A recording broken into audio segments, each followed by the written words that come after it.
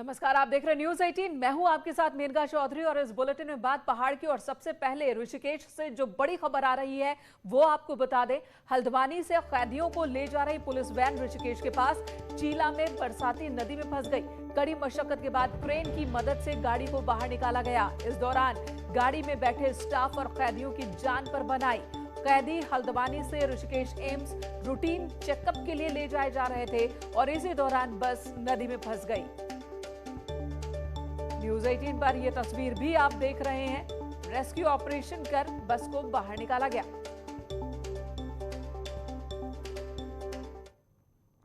और आज हुई मूसलाधार बारिश में हल्द्वानी जलमग्न हो गई। बारिश इतनी जोरदार थी कि एक शॉपिंग कॉम्प्लेक्स के अंदर पानी घुस गया। कॉम्प्लेक्स पानी से लबालब भर गया। कई दुकानों के अंदर भी पानी भर गया। बारिश का पानी आने के बाद दुकानदारों ने अपनी दुकानों से सामान समेटना शुरू किया और इस दौरान हमारे संवाददाता शैलेंद्र नेगी ने कॉम्प्लेक्स का जायजा लिया। हल्द्वानी में महज आधे घंटे की बरसात लोगों के लिए परेशानी का सबब लेकर आई है। ये हल्द्वानी का एक शॉपिंग कॉम्प्लेक्स है कालाढूंगी रोड पे, और आप देखिए किस तरीके से पानी, आप नीचे दिखाइए कि किस तरीके से ये पूरा का पूरा कॉम्प्लेक्स जलमग्न हो चुका है। अगर मैं अंदर आपको दिखाऊं कि ये सब लोग यहाँ के दुकानदार हैं और ये सामान इस समय ये ले जा रहे हैं, यहाँ से निकाल के ले जा रहे हैं क्योंकि दुकानें पूरी तरीके से पानी से भर चुकी हैं। मैं इधर दिखाता हूँ आपको दुकान का नज़ारा। ये संभवतः मेरे को लग रहा कंप्यूटर या किसी ऐसी कोई दुकान है ना भाई साहब? कंप्यूटर की दुकान है। कहाँ ले जा रहे हैं सामान निकाल के? क्यों निकालना पड़ रहा है? घर पे ले जा रहे हैं सर। कि रोज का यही हाल है यहाँ पानी का। हर दिन निकासी करो यही हाल रहता है। आप देखिए किस तरीके से जो कुर्सियां हैं, जो सामान है, जो पूरा इन्होंने जो डायस बनाए हुए थे वो किस तरीके से डूब चुका है। तो आप अनुमान लगा सकते हैं जितनी भी दुकानें इस शॉपिंग कॉम्प्लेक्स में हैं वो सब के सब डूब चुके हैं। भाई साहब, ये समस्या का समाधान क्यों नहीं हो पा रहा है? आपने नगर निगम के पास नहीं गए? इतना बोल रहे हैं हम लोग, यहाँ पे कह रहे हैं लेकिन यहाँ की कोई सुनवाई नहीं हो रही है। ऊपर से यहाँ सामने फुहारा लगा दिया गया है, इससे सारा पानी अंदर कन्वर्ट हो रहा है। पूरा पानी कॉम्प्लेक्स में आ रहा है। इस तरफ देखिए कि अलग अलग तरीके की शॉप्स हैं। यहाँ पे सर्जिकल शॉप है, उसके अलावा सामने जो है स्नैक्स का पॉइंट है, और इधर एक और दुकान है जो कुछ सोल्यूशन से संबंधित दुकान है, और इसके अलावा यहाँ ब्यूटी पार्लर है। सब कुछ जलमग्न हो चुका है। आप अनुमान लगा सकते हैं कि इस बारिश से किस तरीके की दिक्कतें लोगों को झेलनी पड़ रही हैं। शैलेंद्र नेगी, न्यूज़ 18 हल्द्वानी। और आज सुबह से ही लगातार बारिश हो रही है जिसकी वजह से काशीपुर शहर भी पानी हो गया। सड़कें पानी से लबालब हैं। लोग किसी तरह से पानी के बीच से ही आने जाने को मजबूर हैं। जलभराव की वजह से कई घरों में भी बारिश का पानी घुस गया। दुकानों में भी पानी घुसने की वजह से बहुत सारा सामान नुकसान हुआ है लोगों का।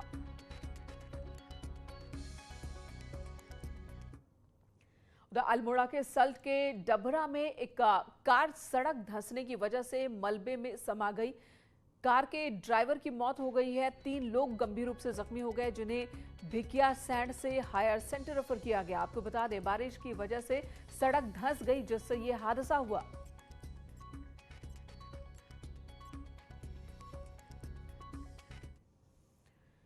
अगली खबर नैनीताल से। यहां पर कैंची धाम मंदिर के पास एक केमू की बस का ब्रेक फेल हो गया और यात्रियों से भरी बस रोड पर ही पलट गई।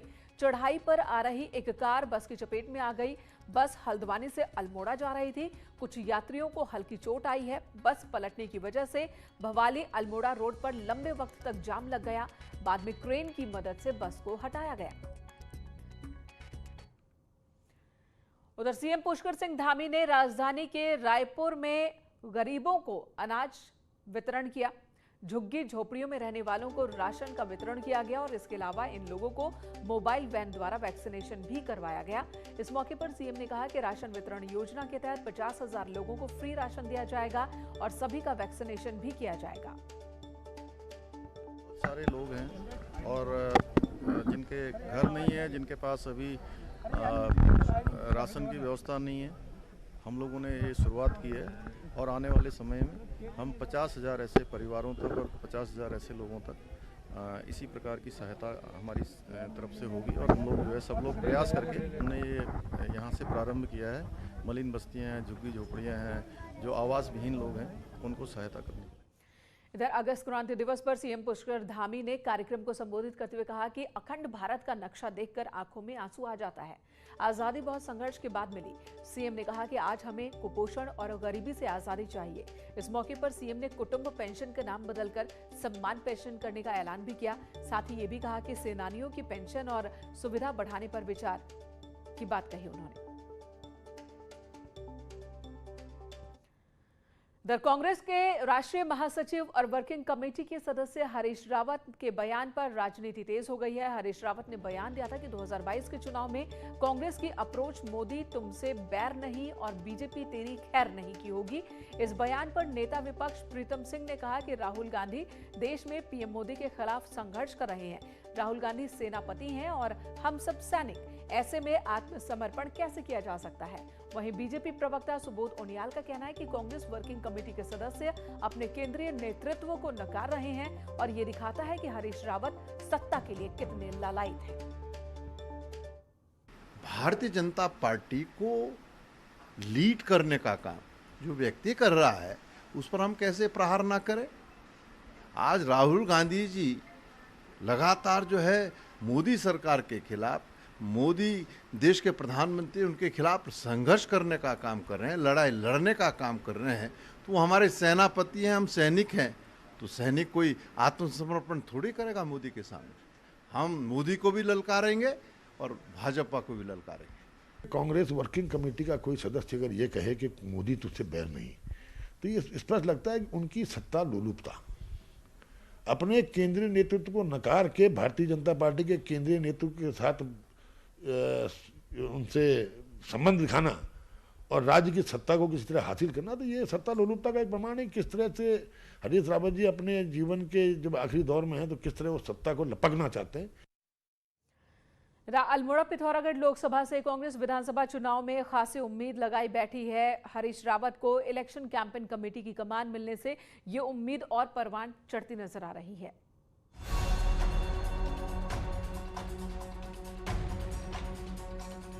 अल्मोड़ा पिथौरागढ़ लोकसभा सीट कभी कांग्रेस नेता हरीश रावत की हुआ करती थी। एक समय में हरीश रावत ने इसी सीट से बीजेपी के दिग्गज मुरली मनोहर जोशी को हराया था। तभी से इस सीट पर हरीश रावत का दबदबा कायम है। विधायकों के टिकट हो या फिर सांसद के उम्मीदवार का चयन वही होता रहा है जो हरीश रावत ने चाहा। रावत को इलेक्शन कैंपेन कमेटी का अध्यक्ष बनाए जाने से इस लोकसभा के कांग्रेसी खासे उत्साहित हैं। हर जनमानस यही चाह रहा है कि हरीश रावत के नेतृत्व में 2022 में कांग्रेस की सरकार को वापस लाना है और जो उत्तराखंड के विकास की सोच हरीश रावत के विजन में है और जो उत्तराखंड का विकास हरीश रावत कर सकता है वो और कोई नहीं कर सकता। अल्मोड़ा पिथौरागढ़ लोकसभा में 14 विधानसभा सीटें हैं।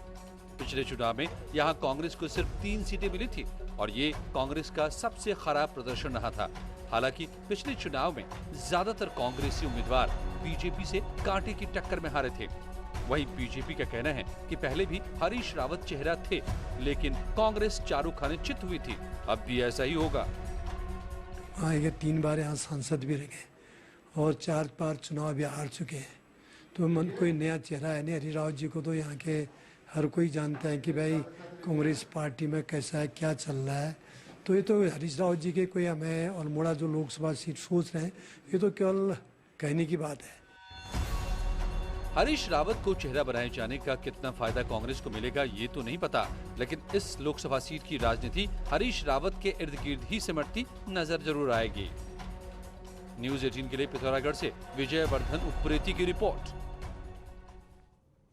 देश के किसानों को आज पीएम किसान सम्मान निधि की 9वीं किस्त जारी हुई और इस कार्यक्रम में सीएम पुष्कर सिंह धामी भी शामिल हुए। उत्तराखंड के 8,82,000 किसानों के खातों में 176.47 करोड़ की धनराशि ट्रांसफर की गई। इस दौरान पीएम मोदी ने टिहरी के रहने वाले सुशांत उनियाल से बात की। सुशांत स्वरोजगार के तहत मशरूम का उत्पादन कर रहे हैं और आसपास के लोगों को भी रोजगार दे रहे हैं। पीएम ने भी उनकी तारीफ की।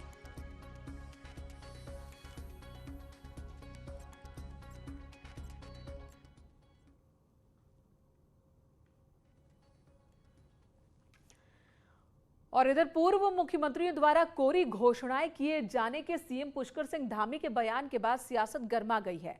कांग्रेस ने सीएम के रविवार को दिए गए इस भाषण की क्लिप बकायदा जारी कर आरोप लगाया कि सीएम ने बीजेपी के पूर्व मुख्यमंत्रियों पर ही निशाना साधा है।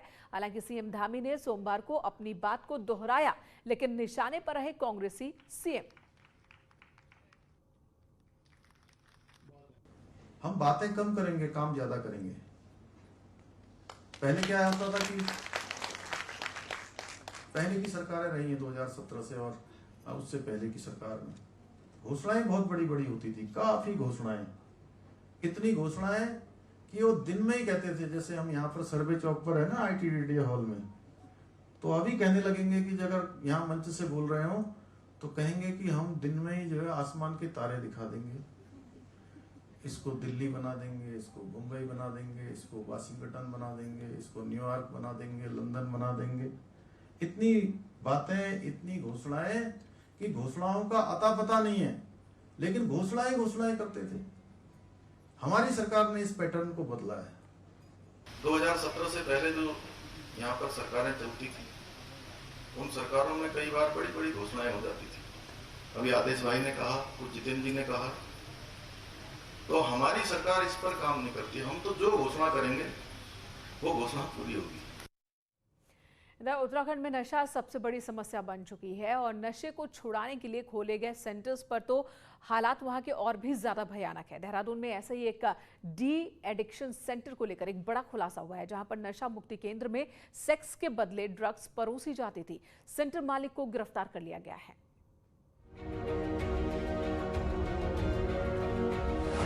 20 साल की इस लड़की की दास्तान रोंगटे खड़े कर देने वाली है। ये उन 4 लड़कियों में शामिल है जो 4 दिन पहले देहरादून के इस ड्रग डी एडिक्शन सेंटर से भाग गई थी। पुलिस ने जब चारों लड़कियों को बरामद किया तो उनके सामने आंखें खोलने वाला सच आया।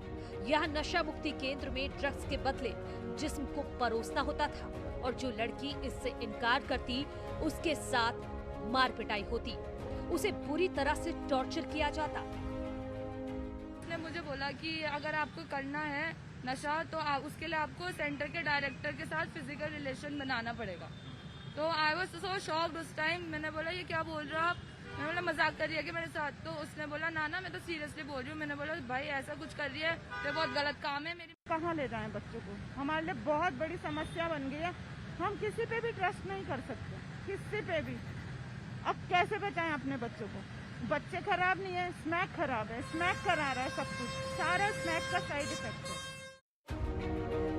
असल में देहरादून समेत पूरे उत्तराखंड का युवा नशे की जबरदस्त चपेट में है और लाख कोशिशों के बाद भी नशे पर लगाम नहीं लगाई जा रही है। ऐसे में नशा छुड़ाने के सेंटर भी कुकुरमुत्ते की तरह उगाए हैं। अब सरकारी एजेंसीज के पास इनका रिकॉर्ड तो नहीं है, लेकिन अकेले देहरादून में ही 100 से ज्यादा सेंटर्स हैं और हल्द्वानी के भी हाल कुछ ऐसे ही हैं। इन सेंटर्स को लेकर कोई पॉलिसी नहीं है और यहाँ खुलेआम सबसे खौफनाक जुर्म को अंजाम दिया जा रहा है। इस बीच पुलिस ने फरार चल रहे सेंटर के मालिक को सोमवार को गिरफ्तार कर लिया। क्योंकि इसमें शिकायतें काफ़ी आ रही हैं, परिजन भी इसमें शिकायत कर रहे हैं, तो एक हमने इनके सत्यापन का अभियान चलाया है। बेसिकली हम एक तरह से इनकी क्या स्थिति है, वहाँ पर कितनी फैसिलिटी ये लोग दे रहे हैं, कितना पैसा ये लोगों से ले रहे हैं, इस सब पर एक हम अपना एक डेटा बैंक हम तैयार कर रहे हैं। नशा मुक्ति केंद्रों में अव्यवस्थाओं और मारपीट की बात पहले भी आती रही। हल्द्वानी के सेंटर में तो एक युवक की मौत तक हो गई, लेकिन हर बार ये नजरअंदाज ही हुआ। मगर अब पानी सिर से ऊपर हो चुका है, लिहाजा कंक्रीट एक्शन जरूरी है। देहरादून से भारती सकलानी के साथ सत्येंद्र बर्तवाल की रिपोर्ट। यहाँ एक ब्रेक के लिए रुकेंगे, तुरंत लौटते हैं।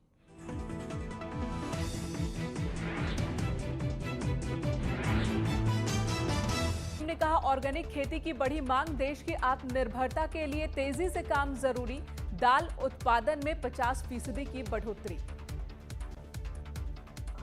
किसान सम्मान निधि कार्यक्रम में पीएम ने की बात, बोले जम्मू कश्मीर का विश्व प्रसिद्ध केसर अब देश भर में सबको मिलेगा। किसानों को संबोधित करते हुए पीएम मोदी ने कासगंज के किसान से की बात, एफपीओ के जरिए हो रही है आमदनी, ये किसान ने बताया। सीएम पुष्कर सिंह धामी ने देहरादून में गरीबों को बांटा राशन। सीएम ने कहा 50,000 लोगों को दिया जाएगा फ्री राशन। मोबाइल वैन में किया गया लोगों का वैक्सीनेशन। अगस्त क्रांति दिवस पर सीएम धामी ने किया ऐलान, कुटुंब पेंशन का नाम होगा सम्मान पेंशन। सीएम ने कहा आज गरीबी कुपोषण से चाहिए आजादी।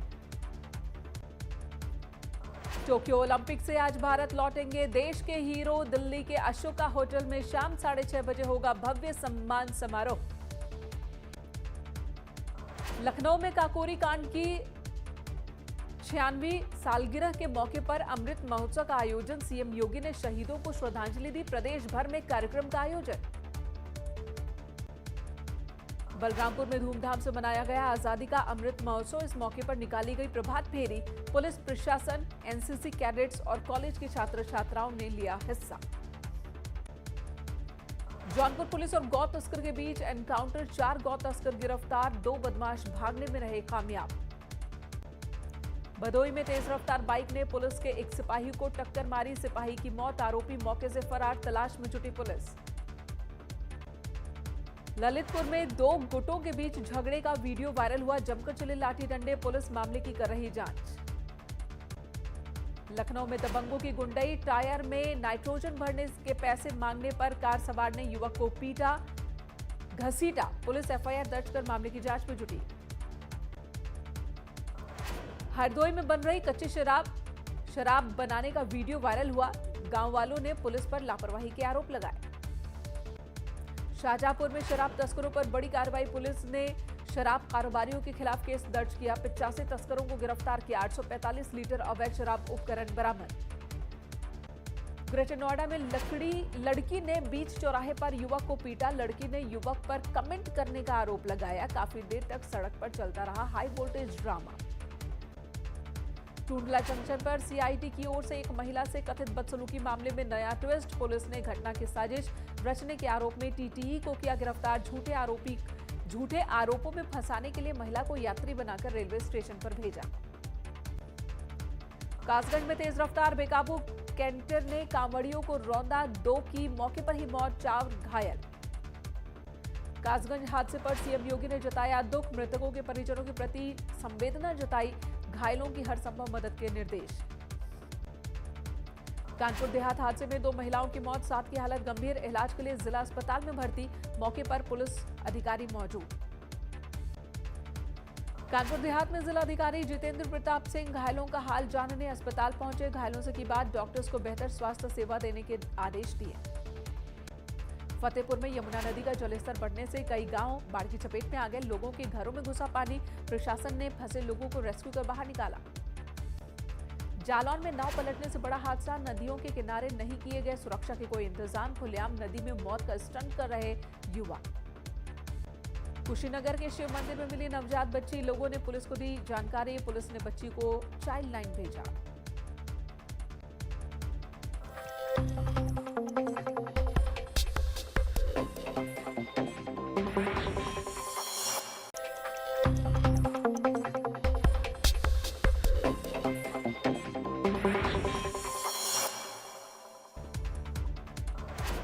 देश के करीब 10 करोड़ किसानों को सम्मान निधि की 9वीं किस्त जारी। पीएम मोदी ने जारी की 19,500 करोड़ रुपए की किस्त।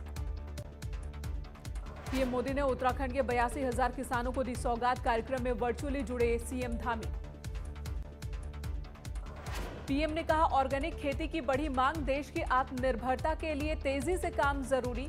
दाल उत्पादन में 50% की बढ़ोतरी। किसान सम्मान निधि कार्यक्रम में पीएम ने की बात। बोले जम्मू कश्मीर का विश्व प्रसिद्ध केसर अब देश भर में सबको मिलेगा। किसानों को संबोधित करते हुए पीएम मोदी ने कासगंज के किसान से की बात। एफपीओ के जरिए हो रही है आमदनी, ये किसान ने बताया। सीएम पुष्कर सिंह धामी ने देहरादून में गरीबों को बांटा राशन। सीएम ने कहा 50,000 लोगों को दिया जाएगा फ्री राशन। मोबाइल वैन में किया गया लोगों का वैक्सीनेशन। अगस्त क्रांति दिवस पर सीएम धामी ने किया ऐलान। कुटुंब पेंशन का नाम होगा सम्मान पेंशन। सीएम ने कहा आज गरीबी कुपोषण से चाहिए आजादी। टोक्यो ओलंपिक से आज भारत लौटेंगे देश के हीरो। दिल्ली के अशोका होटल में शाम 6:30 बजे होगा भव्य सम्मान समारोह। लखनऊ में काकोरी कांड की 96वीं सालगिरह के मौके पर अमृत महोत्सव का आयोजन। सीएम योगी ने शहीदों को श्रद्धांजलि दी। प्रदेश भर में कार्यक्रम का आयोजन। बलरामपुर में धूमधाम से मनाया गया आजादी का अमृत महोत्सव। इस मौके पर निकाली गई प्रभात फेरी। पुलिस प्रशासन, एनसीसी कैडेट्स और कॉलेज के छात्र छात्राओं ने लिया हिस्सा। जौनपुर पुलिस और गौ तस्कर के बीच एनकाउंटर। 4 गौ तस्कर गिरफ्तार, 2 बदमाश भागने में रहे कामयाब। भदोही में तेज रफ्तार बाइक ने पुलिस के एक सिपाही को टक्कर मारी। सिपाही की मौत, आरोपी मौके से फरार। तलाश में जुटी पुलिस। ललितपुर में 2 गुटों के बीच झगड़े का वीडियो वायरल हुआ। जमकर चले लाठी डंडे। पुलिस मामले की कर रही जांच। लखनऊ में दबंगों की गुंडई। टायर में नाइट्रोजन भरने के पैसे मांगने पर कार सवार ने युवक को पीटा, घसीटा। पुलिस बहुत अलग सोचता है। इस न्यू इंडिया के लिए आप न्यू हीरोज हैं। आज का कार्यक्रम हमने मेजर ध्यानचंद हॉकी स्टेडियम में करना था, लेकिन बारिश के कारण मौसम ऐसा था, नहीं कर पाए।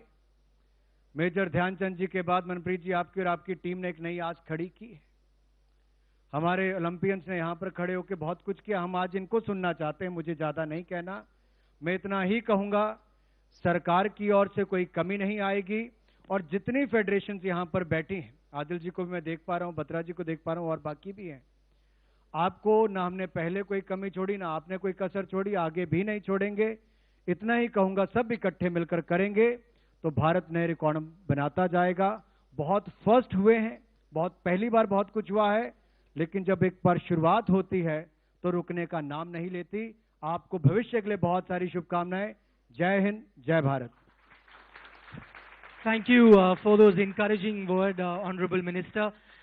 It's not that we are not going to hear from Honorable Minister Kiren Rijiju ji as well. We are saving him for the later part of the show. We won't let him go off this easily. But before that, I'd like to begin हमारी जो felicitation ceremony है, उसकी हम शुरुआत करेंगे. As Shri Anurag Thakur ji also said कि हम athletes को भी सुनना चाहते हैं. शुरुआत में बजरंग के साथ करूंगा. बजरंग पुनिया, जिनकी इंट्रोडक्शन को कोई जरूरत नहीं है, लेकिन मैं चाहूंगा आप तालियों से उनका स्वागत करें.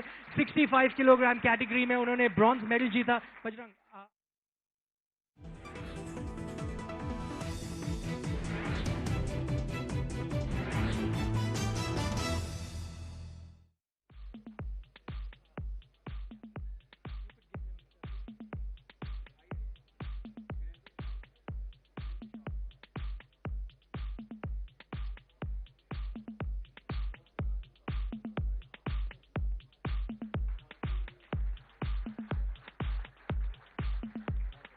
चेक. बजरंग, इससे पहले आप जाएं, एक सवाल तो पूछना चाहिए आपसे.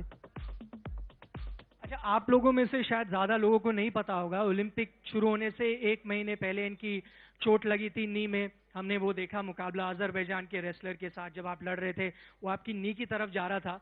फिर जब आप आए अगले दिन, आपने कहा मैं नी कैप नहीं पहनूंगा. बिना नी कैप के वो आए उस इंजरी के साथ. उसके बारे में हमें थोड़ा बताएं. देखिए, ओलंपिक में सभी का धन्यवाद जो इतना प्यार और सम्मान दिया है, और सभी का धन्यवाद जितना प्यार और सम्मान दिया है. आज देख के ऐसा लग रहा है जैसे दोबारा से मेडल जीता है देश के लिए. और जो इंजरी की बात है, काफ़ी हेल्प मिली मुझे इस टाइम इंजरी में. जब भी बात करी इंजरी के लिए तो साई के जो हमारे डीजी साई हैं संदीप प्रधान जी, काफ़ी हेल्प करी मेरी रसिया में कि भाई किसी भी चीज़ की आपको ज़रूरत है तो हमें बताइए. लगातार डॉक्टरों के टच में रहे, तो इसका मैं बहुत बहुत धन्यवाद करता हूं अपनी तरफ से. और ये था कि भाई लास्ट बाउट थी मेरी, पहले तो मैं रिस्क नहीं ले सकता था. फिजियो बोले कि भाई आप टेप के साथ खेलो, तो उसमें सामने वाला ये नहीं देखेगा. सामने वाला भी मेडल के लिए आता है कि भाई हमें मेडल जीतना है, तो वो ये नहीं देखता कि भाई सामने वाले को इंजरी है, वो हमारी बाउट है. तो मैंने यही सोचा लास्ट बाउट है, अगर टूट भी जाएगा तो कोई नहीं, उसके बाद रेस्ट कर लेंगे, पर ये लास्ट बाउट है और ये जिंदगी बदल सकती है. तो इसलिए मैंने अपनी तरफ से बेस्ट करने की कोशिश करी है. Thank you so much for that Bajrang, thank you. अब अगर मैं रिक्वेस्ट करूंगा please the 3 ministers once again can I request Lavleena Borgohain? You again are very familiar with her, winner of the bronze medal in the 69 kilogram women's boxing, only the second Indian women boxer to get that medal. Could I also request the coach of the boxing team, Santiago Nieve, if he's here in the, if he could also come up for the felicitation, please.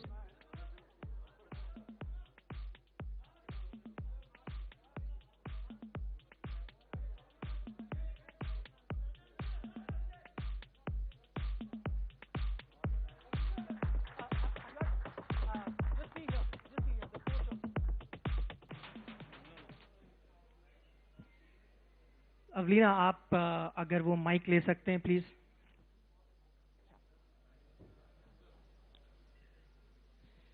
सबसे पहले तो जानना चाहूंगा, वहां पे आपको थोड़ा बहुत आइडिया हुआ होगा कि कैसे लोग खुश हो रहे हैं इंडिया में, लेकिन असली फील आपने जब यहाँ लैंड किया तब क्या होगा, उसके बारे में कुछ बताएं। बहुत अच्छा लग रहा है इंडिया आके। वहाँ पे तो पता तो था ही कि इंडिया के लोग बहुत खुश हैं, हम लोगों ने मेडल लिया। और इंडिया आके मतलब इतना अच्छा लग रहा है, सबका इतना प्यार है। और हम लोग मेडल इंडिया के लिए लेके आ रहे हैं, सब कितना इंडिया के लिए मतलब शेयर कर रहा है, तो बहुत अच्छा लग रहा है। लेकिन हमारा बस यही कोशिश रहेगा कि आगे भी ऐसे देश के लिए मेडल लाते रहूं और देश का नाम रोशन करते रहूं। जब आप सेमीफाइनल में पहुंचे थे, उससे पहले आपने बोला था आपका पूरा फोकस गोल्ड की तरफ होगा। मैं ये जानना चाहता हूं, वो जो 2 या 3 दिन बीते थे बिफोर योर सेमीफाइनल, तब वो दिन कैसे बीते, क्या चीजों के बारे में आप सोच रहे थे? बस मैं यही सोच रही थी कि मुझे गोल्ड ही जीतना है, मुझे इंडिया को गोल्ड ही देना है। उस टाइम पे मैंने कुछ भी नहीं सोचा था कि मेडल मिल गया, ये भी नहीं सोचा था, बस मुझे गोल्ड ही चाहिए था, यही सोचा था। और आगे भी मेरा यही कोशिश रहेगी कि पेरिस ओलंपिक में मैं गोल्ड मेडल ही इंडिया को दिलाऊं। आखिरी सवाल, आपकी वो जो बाउट थी बहुत इंस्पिरेशनल थी, जब आप वर्ल्ड चैंपियन टर्की की जो बॉक्सर है उनके खिलाफ लड़ रहे थे, इतना जोश के साथ आपने ओपन लड़ी, बारे में जानना चाहिए। हायर रैंक बॉक्सर के साथ तो थोड़ा ज्यादा केयरफुल होते हैं, ज्यादा ओपन फाइटिंग नहीं करते, क्योंकि लोअर रैंक बॉक्सर थोड़ा सा घबराता है। आपने वो नहीं दिखाया, आपने पूरा जोश जज्बा दिखाया। क्या थिंकिंग थी इसके पीछे? मैंने बस यही सोचा था कि हार जीत कुछ नहीं होते है, बस मुझे खेलना है, डरना नहीं है, बस अपना जितना भी है सब मैं उस गेम में ही दे दूं बस। Alright, ladies and gentlemen, Lavleena Borgohain, thank you so much. Now for the big one, because ये मेडल आप लोग सब जानते हैं 41 साल बाद भारतीय टीम ने जीता, और हॉकी हमेशा से हमारे इंडियंस के दिल के बहुत ही करीब है। ये मेडल आया पर्सनली